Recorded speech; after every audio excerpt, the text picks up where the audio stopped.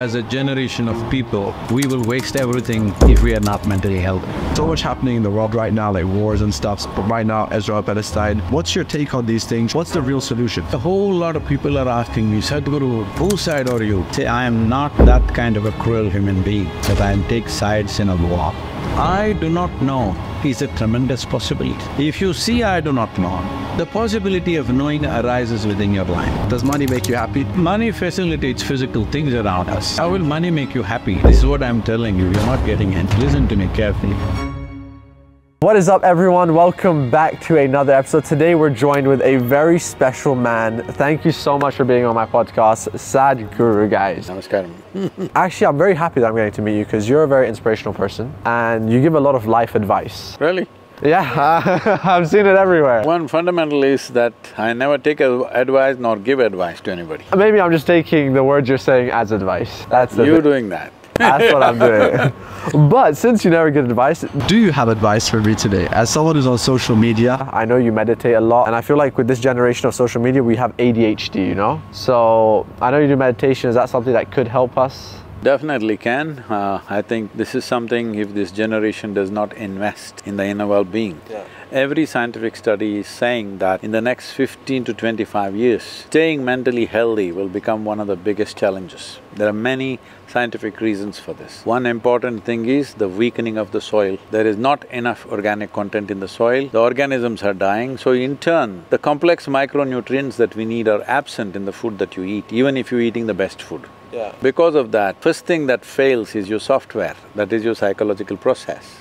After 25 years, they say even being physically healthy will become a big challenge because there is a total depletion. Right now with the COP28, we're trying to turn that around, but still it's an effort, it's an uphill task. So, insulating yourself from such a phenomena where World Health Organization is predicting a mental health pandemic, to stay out of it is one of the biggest and the most important thing. Because as a generation of people, if we don't make sure that we have mental stability, all the things we have created, this science, this technology, comforts, conveniences, things that no generation ever had, we have. But we will waste everything if we are not mentally healthy. And that time is not too far away, it's very close.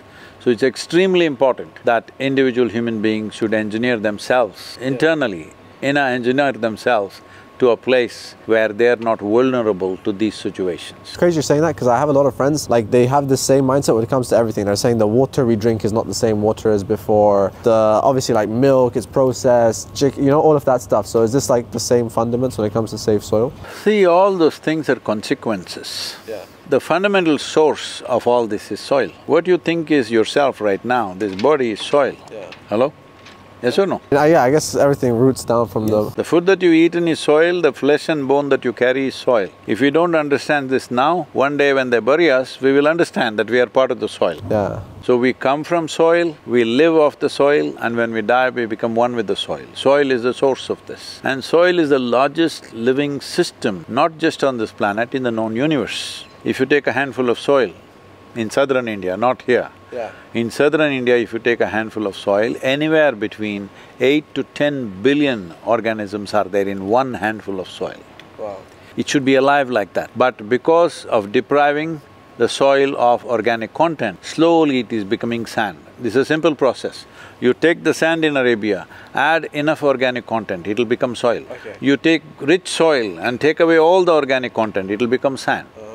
So this is called as desertification, it's spreading. But the important thing is, the number of organisms, the species are going extinct. 27,000, approximately 27,000 species of organisms are going extinct per year. At this rate, staying healthy, mentally healthy will be the first challenge, then physically healthy will come later. Do you think, because obviously nowadays I think depression and this mental thing is becoming a lot, do you think that's also a result of like social media? See, there are many factors. Social media is a fantastic tool if you know how to use it. all right? The problem is, whatever is given to you, if you become compulsive about it, if you start eating compulsively, you'll get sick. If you start drinking compulsively, you'll get sick. If you use your phone compulsively, you'll get sick. So the problem is not the phone, problem is not the technology, problem is not social media or food or drink. The problem is compulsiveness. Yeah. That you do not know how to conduct this life consciously, that is the problem. So instead of addressing the problem, we try to prune the surface. It's not going to help. Yeah, we try and blame it on this and that. The problem is, you are a compulsive, unconscious reaction to life. You are not a conscious action to life. Yeah. Okay, this is a really random one I want to bring up. I genuinely wanted to ask you this question. There was a video I watched, you were talking about love, and this is something like I think I'm bad at. I'm not good at relationships, you know? And I think you're like, if you don't bring something to the relationship, it's like a marketplace. I was literally just watching the video right now. See, if you go somewhere and think, what can I get out of this? It is a marketplace, isn't it? Yeah. So what's something beautiful will only happen when you look at it in terms of, in how many ways can I contribute to this? Yeah. Only then something beautiful will happen. How can I grab something and go? How can I get a discount? Yeah. That is, I pay less and get more. That means it's a marketplace. Yeah. In a marketplace, when you get a discount, you will be happy. When they charge you more, you will be unhappy. So that's your secret to like a good loving relationship. Yes, a lot of people, in the beginning they get a discount, later on they find that they get really charged. But how do you find this love? You don't have to find it, you don't have to find it.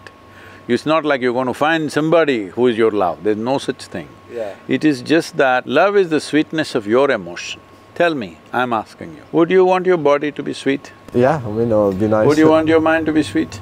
Yeah, of course. Emotion to be sweet? Yeah. That's it. If your emotions are sweet, whatever you look upon lovingly. I will only look upon one person lovingly and I can't look upon another. This is a constipation of love, okay. Constipated emotion this is.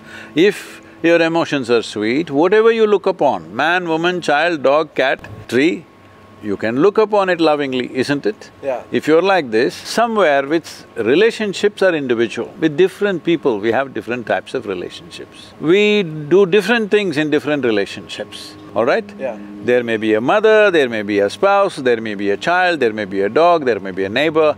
You can love all of them, but how you relate to them is different. Yeah. So do not misunderstand relationship as love.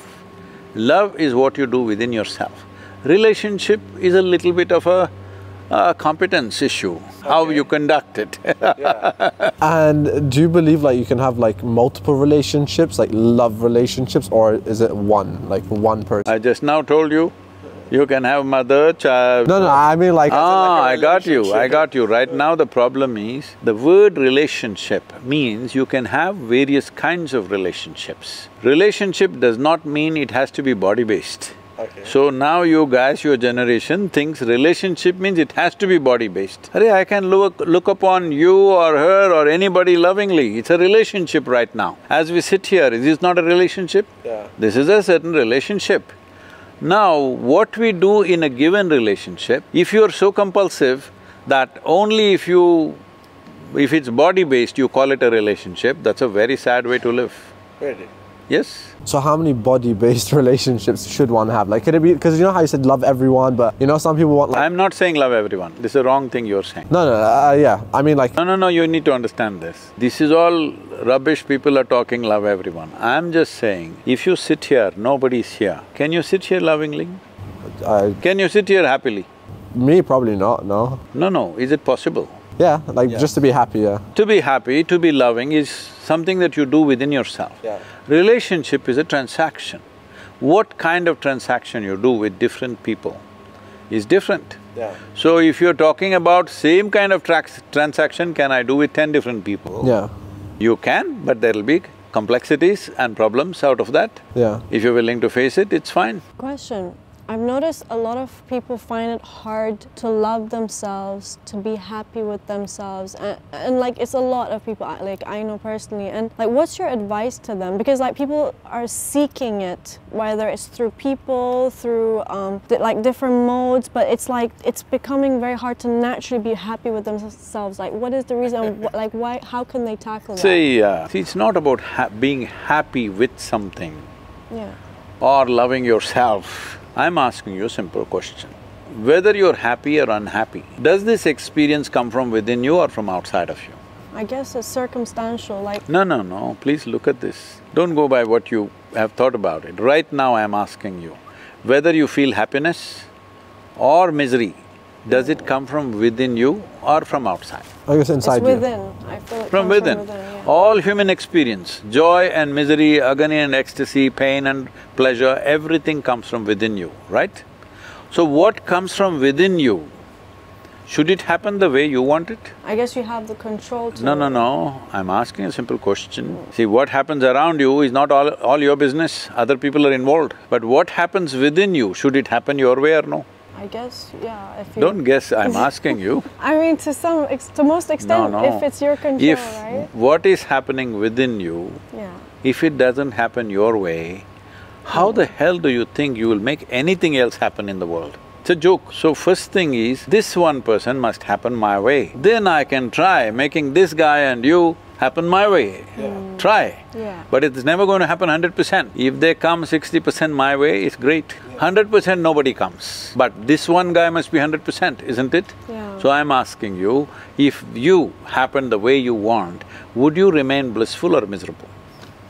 If I'm happy, then I will No, remain… please listen to the question. Sorry, I didn't understand. If you happen, that is, if everything within you happened the way you want, Yeah. would you be blissful or miserable? I'll be happy if Blissful, right? Blissful, yeah. Highest level of pleasantness, let's say that. Yeah.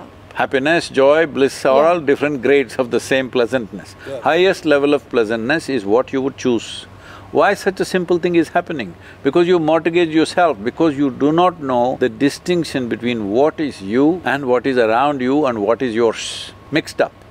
Once you're mixed up, you do not know what is you and what is not you. Everything is accidental. When everything is accidental, anxiety is natural. But like, how do you like get to that state? Like, were you ever sad at one point? Were you ever depressed? How did you get to that state of like, oh, I'm just gonna be always… It's not about I'm trying to be happy or joyful or something. Yeah. It is just that I made myself in such a way, what I don't want doesn't happen within me, that's all. Yeah. If what you do not want did not happen within you, would you keep yourself in highest level of pleasantness? No? No.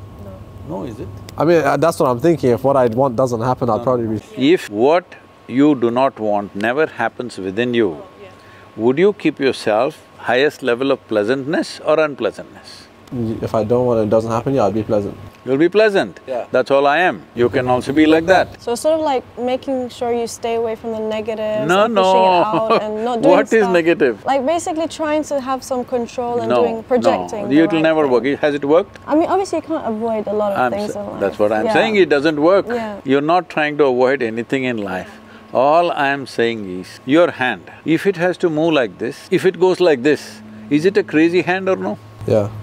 So, you want to be peaceful, if your mind is go over, is it crazy or no? You want to be joyful, but it gets you into all kinds of nonsense, is it crazy or no? I'm saying you can fix it from within, but you're thinking you'll fix the whole world before you fix yourself, that's never gonna happen. True. Actually, you know what's funny? So I feel like for me, goals like inspire me, make me happy. Like, one thing I wanted to ask, and this is a very cliche question, does money make you happy? Money facilitates physical things around us. How will money make you happy? This is what I'm telling you, you're not getting it. Listen to me carefully. Hello? Man, listen to me carefully. I'm asking you, happiness, unhappiness, joy, misery, agony, ecstasy, pain, pleasure, all these human experiences, where does it happen? Inside you. Inside you. Yeah. What happens inside you? Do you want a stimulus from outside or do you want to keep it on self-start? Yeah. But I feel like you need outside reasons. No, you don't know this, listen to me. If you had a car in 1950s, you need two people, servants, to push the car in the morning, otherwise it won't start. Yeah. Then it came in 60s, you needed a crank, you had to crank it and start. Yeah. Now all the cars are self-start. What is this? Upgradation of technology. Yeah. I'm asking you, do you want to upgrade your technology in such a way, all those things that matter to you, your joy, your love, your ecstasy, your blissfulness, your wonderfulness, all these things are on self-start, or do you want to be on push-start? No, of course, self-start. That's all. You want self-start, I'll give you technology, upgrading technology. This is the ultimate guide. Let's go. Yes. This is the unspoken words. So I'm saying we are trying to handle things in clumsy ways. Yeah. And you think you will be happy if all these people are fixed. No, if all of them are fixed the way you want, you'll get bored to death.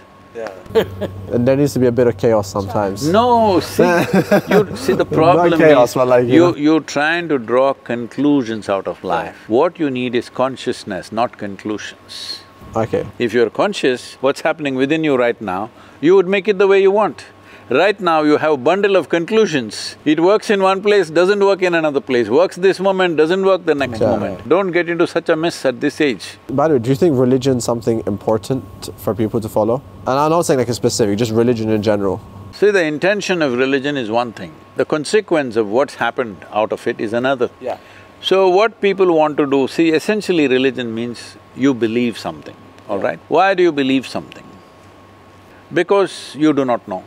If you know, would you believe? Would you need to believe? No, of course not, So you believe something.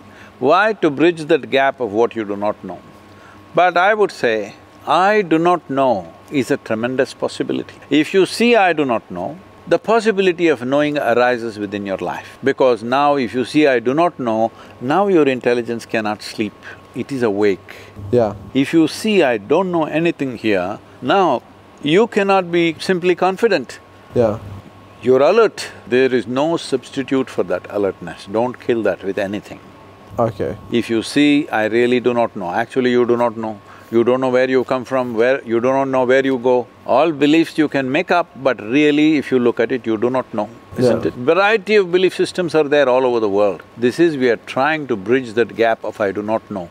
Do not bridge that with falsehood. You just see I do not know. If you see I do not know, the longing to know will come, the seeking will come. Now, if there is a way in your religion to seek, or if it's somewhere else, use it, but you must seek the truth of your existence, not simply believe. Okay, and I have one final question. Obviously this is like one we can just skip over, you don't have to answer it. Obviously there's so much happening in the world right now, like wars and stuff. Right now, Israel, Palestine. What's your take on You this? forgot Ukraine and Russia. No, of course, that too. And you forgot Somalia and… There's a lot, by the way. There's so much, but this is just a right now topic. And I see a lot of people obviously talking about things when they're happening. As you said, even Ukraine, people stop talking about that, right? It's still ongoing. New war is… Exactly. Everyone's always talking about new. What's your take on these things and what's the real solution? A whole lot of people are asking me, Sadhguru, whose side are you? Who is wrong? Who is right? See, I am not that kind of a cruel human being that I'll take sides in a war. War is wrong. Question is not who is wrong, war is wrong. When will we fix that? As long as there's anger in your head, hatred in your head, irritation in you, war is a possibility. Without creating peaceful and joyful human beings, thinking that there will be no war is a joke. It will anyway happen. That's what we are striving for. To create joyful, sensible, conscious human beings, that's what we need.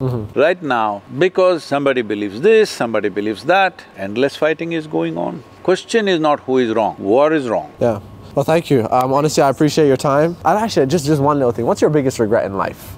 Do you have a regret? I don't have any regrets. I don't live a rear view life. I'm looking in the front. Damn, that's some words right there. Thank you, my brother, thank you. Well, that was great,